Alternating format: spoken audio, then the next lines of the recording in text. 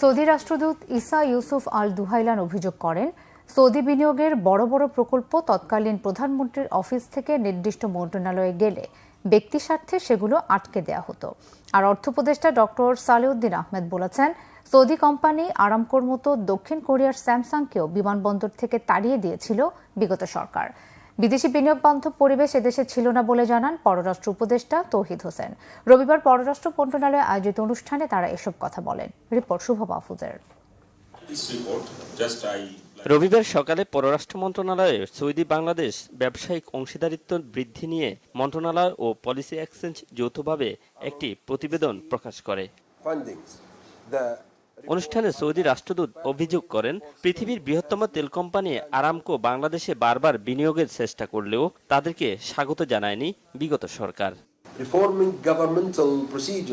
অনেক বড় প্রকল্প প্রধানমন্ত্রীর অফিস থেকে সুনির্দিষ্ট মন্ত্রণালয়ে গেলে আটকে যেত। ব্যক্তি স্বার্থে এসব প্রকল্প আটকে ফেলা হতো। অ্যাকুয়া পাওয়ার বাংলাদেশে $3.5 বিলিয়ন বিনিয়োগে আগ্রহী থাকলেও প্রতিষ্ঠানটিকে সুযোগ দেওয়া হয়নি। বাংলাদেশ সৌদি আরব সম্পর্ক শুধু জনশক্তি রপ্তানিতে সীমাবদ্ধ থাকতে পারে না। বাংলাদেশে তেল রিফাইনারি কারখানা করে পূর্ব দক্ষিণ এশিয়ার বাজারে তেল রফতানির হাব গড়া যেতে পারে।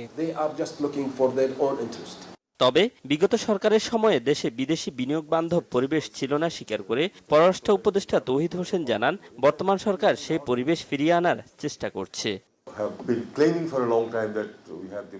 এতদিন বিনিয়োগ বান্ধব পরিবেশের কথা যতটা বলা হতো ততটা ছিল না, কিন্তু অন্তর্বর্তী সরকার বিদেশি বিনিয়োগকারীদের সঠিক পরিবেশ দিতে বদ্ধপরিকর।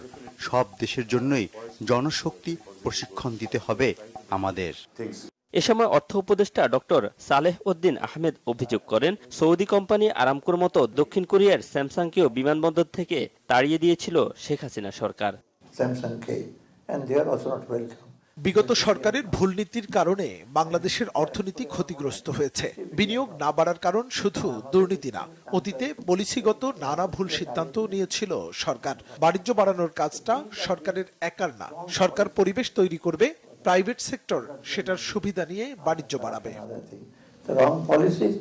বর্তমান সরকারের দীর্ঘদিন ক্ষমতা থাকার ইচ্ছে নেই, কিছু ভালো কাজ করে ফুল প্রিন্ট রেখে যেতে চান তারা, এমনটাও জানান অর্থ উপদেষ্টা।